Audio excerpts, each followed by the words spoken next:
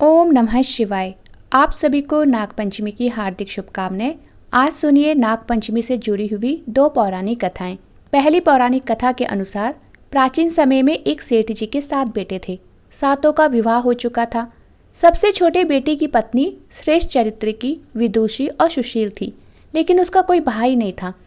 एक दिन बड़ी बहू ने घर लीपने को पीली मिट्टी लाने के लिए सभी बहुओं को भी साथ चलने को कहा, तो सभी धलिया और खुरपी लेकर मिट्टी खोदने के लिए चल पड़ी।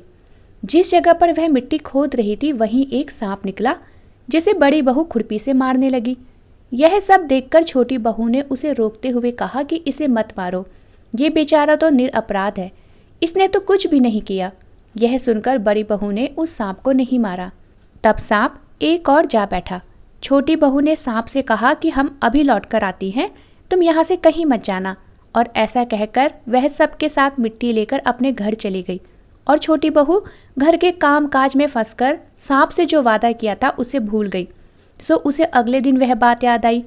तब वह सबको साथ लेकर फिर से वहां पहुंची और सांप को उसी जगह पर बैठा हुआ देखकर कहने लगी, सांप भैया नमस्कार।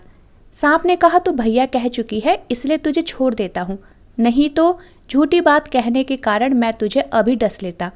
तब छोटी बहू बोली, भैया मुझसे भूल हो गई, उसके लिए मुझे माफ़ कर दो। सांप बोला, अच्छा तू आज से मेरी बहन हुई और मैं तेरा भाई हुआ, अब तुझे जो भी मांगना है वो मांग ले। वह बोली, भैया मेरा कोई नहीं है, अच्छा हुआ जो तू मेरा भाई बन गया। कुछ दिन बीतने के बाद वह सांप मनुष्य का रूप धरकर छोटी बहू के घर आया और कहने लगा कि मेरी बहन को मेरे साथ भेज दो। उसकी बात सुनकर सब कहने लगे कि इसका तो कोई भाई ही नहीं था। तब वह बोला कि मैं दूर के रिश्ते में इसका भाई हूँ, बचपन में ही बाहर चला गया था। उसके विश्वास दिलाने पर ही घर के लोगों ने छोटी बहू को उसके साथ भेज दिया।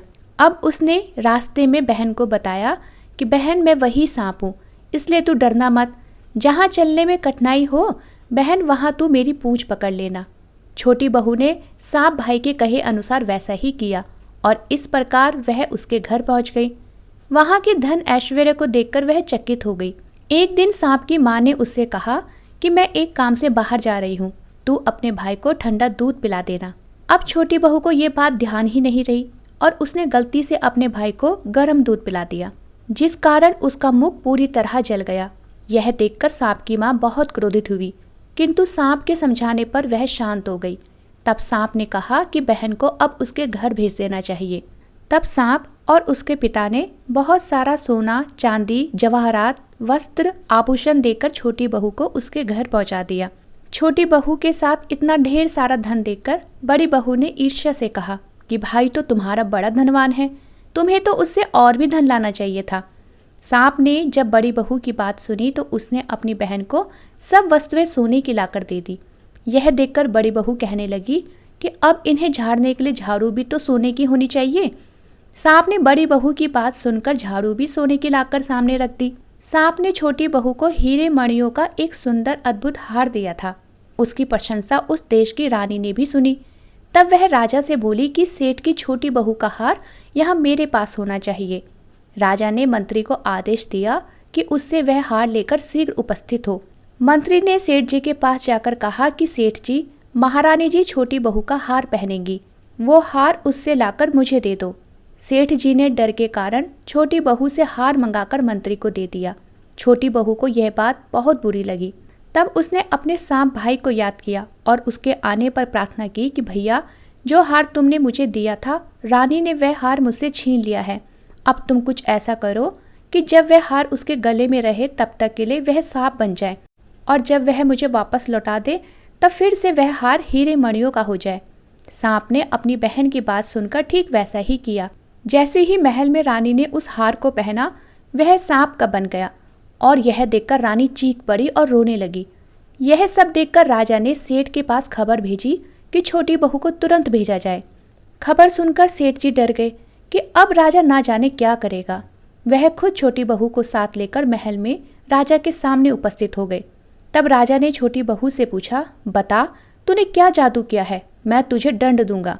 तब छोटी बहू बोली, राजन मेरी गलती क्षमा कीजिए, ये हार तो ऐसा ही है जो मेरे गले में हीरे और मणियों का रहता है, लेकिन दूसरे के गले में सांप बन जाता है। यह बात सुनकर वह सांप बना हार छोटी बहू को देकर राजा ने कहा, अगर तुम सच कह रही हो तो अभी पहन कर दिखाओ। छोटी बहू ने जैसे ही वह हार पहना वह तुरंत ही पहले जैसे हीरे और मणियों का हो गया। यह सब देखकर राजा को उसकी बात का विश्वास हो गया और फिर राजा ने प्रसन्न होकर उसको बहुत सी मुद्राएं भी पुरस्कार में दी। छोटी बहू अपना हार और उन सब मुद्राओं के साथ अपने घर वापस लौट आई। उसके धन को देखकर बड़ी बहू ने ईर्ष्या के कारण उसके पति को सिखाया कि छोटी बहू के पास कहीं से धन आया है। यह सुनकर उसके पति ने अपनी पत्नी को बुलाकर कहा कि सुनो, ठीक ठीक बताओ कि यह धन तुम्हें कौन लाकर देता है। तब छोटी बहू ने अपने सांप भाई को याद किया। ठीक उसी समय सांप ने वहां प्रकट होकर कहा कि अगर तुम मेरी धर्म बहन के आचरण पर संदेह करोगे तो मैं तुम्हें डस लूंगा। ये सुनकर छोटी बहू का पति बहुत प्रसन्न हुआ और तब उसने सर्प देवता का बड़ा सत्कार किया और मान्यता है कि उसी दिन से नाग पंचमी का त्यौहार मनाया जाता है और स्त्रियां सांप को अपना भाई मानकर उसकी पूजा करती है। अब सुनते हैं नाग पंचमी की दूसरी पौराणिक कथा। नाग पंचमी की दूसरी पौराणिक कथा के अनुसार एक नगर में एक सेठ जी रहा करते थे। उनके 7 बेटे और 7 बहुएं थीं। इन 7 बहुओं में से 6 बहुओं के तो पीहर थे, लेकिन 7वीं बहू का पीहर अर्थात मायका नहीं था। जब वह गर्भवती हुई तो उसे घेवर खाने की बड़ी इच्छा हो रही थी। उसका पीहर तो था नहीं, तो उसने घर में रखा हुआ एक घेवर चुराया और पानी भरने चली गई। वहां जाकर उसने पेड़ के नीचे घेवर रख दिया और सोचने लगी कि पानी भरकर आराम से ये घेवर खा लूंगी। जब वह पानी भरकर घेवर लेने गई तो जहां पर उसने घेवर रखा था वह घेवर वहां नहीं मिला। उस पेड़ के पास एक बांबी थी, उस पर एक नागिन रहती थी। वह नागिन भी उस समय गर्भवती थी। घेवर को देखकर नागिन की इच्छा उस घेवर को खाने की हुई और उसने वह घेवर खा लिया। उस नागिन ने सोचा कि अगर साहूकार की बहू मुझे गाली देगी तो मैं उसे डस लूंगी और अगर कुछ नहीं कहेगी तो इसे बिना पीहर की को पीहर दिखा दूंगी। तब यह सब देखकर साहूकार के बेटे की बहू ने कहा कि शायद कोई मेरे जैसे ही होगी जिसने ये घेवर खा लिया। ऐसा सुनकर नागिन तो बड़ी खुश हुई और उसने अपने बेटों से कहा कि तुम इंसान का रूप बनाकर जाओ और साहूकार के बेटे की बहू को लेकर आओ। तब नागिन के बच्चे इंसान का रूप बनाकर अपनी माँ के कहे अनुसार साहूकार के घर चले गए और वहां जाकर कहने लगे कि हम अपनी बहन को लेने आए हैं। तब सास ने कहा, इससे पहले तो कभी बहू का कोई भाई नहीं आया, इतने दिन तुम कहाँ थे? तब उन्होंने कहा कि जब हमारी बहन का जन्म हुआ तब हम नानी के घर थे और जब इसका विवाह हुआ तब हम परदेश कमाने के लिए गए हुए थे, इसलिए नहीं आ पाए। उन लड़कों ने बहुत सारे कपड़े, गहने और मिठाइयाँ बहन की सास और जेठानियों के लिए लाकर दे दिए। यह सब देखकर सास बड़ी खुश हुई और जेठानियाँ मन ही मन यह सब देखकर बड़ी जल रही थी। सास ने बहू को उसके भाइयों के साथ भेज दिया। बांबी के पास जाकर उन्होंने अपनी बहन से कहा कि बहन, हम नाग हैं। उस दिन जब तुमने पेड़ के नीचे घेवर रखा था तब तुम्हारा घेवर हमारी माँ ने ही खाया था। उन्होंने तुम्हें अपनी बेटी माना है, इस नाते से तुम तो हमारी बहन हुई। बहन, अब तुम हमारी पूंछ को पकड़ लो और डरना मत। उनके कहने पर बहन पूंछ पकड़कर बांबी में चली गई। वहां पर उन्होंने उसे बहुत लाड़ प्यार और सुख से रखा। वहीं पर छोटी बहू ने एक बच्चे को भी जन्म दिया। वह बालक थोड़ा बड़ा हुआ तब की बात है। पड़ोसन ने साहूकार के बेटी की बहू को सिखा दिया कि अगर तू अपनी माँ की इतनी ही लाडली है तो अपनी माँ से कहना कि आज तो नागों को दूध मैं ही पिलाऊंगी। पड़ोसन का ताना छोटी बहू को सहन नहीं हुआ और वह माँ से जिद करके नागों को ठंडा दूध पिलाने लगी। दूध अभी तक ठंडा नहीं हुआ था, दूध अभी गर्म ही था कि उससे पहले ही उसके बेटे ने दरवाजे को खटखटा दिया। दरवाजा खटखटाने की आवाज़ सुनकर छोटे बड़े सारे नाग दूध पीने के लिए दौड़ पड़े और जैसे ही उन्होंने दूध के कटोरे में मुंह डाला तो बहुतों का मुंह जल गया। तब नाग क्रोधित होकर कहने लगे कि अब हम अपनी बहन को काटेंगे। उसकी माँ ने उन्हें समझाते हुए कहा कि अपनी बहन को मत काटो, ये तो तुम्हें आशीर्वाद देगी। तब साहूकार की बहू कहने लगी, जियो म्हारा नाग नागिनी, जियो म्हारा खटिया आज्ञा बीर, बीर उठावे देख नीड़ो चीर, चीर तो फट जाओ फण, बीर जीता रेवे। थोड़े दिन बीत जाने के बाद पड़ोसन ने फिर से ताना मारा कि अगर तेरी माँ तुझ पर विश्वास करती तो तुझे 7वें कोठे की चाबी दे देती। अब छोटी बहू ने अपनी माँ से जिद की और चाबी ले ली। जब चाबी ले ली और ताला खोला तो अंदर झूले में नाग बाबा झूल रहे थे। उसने नाग बाबा से कहा, सत सिया राम बाबा।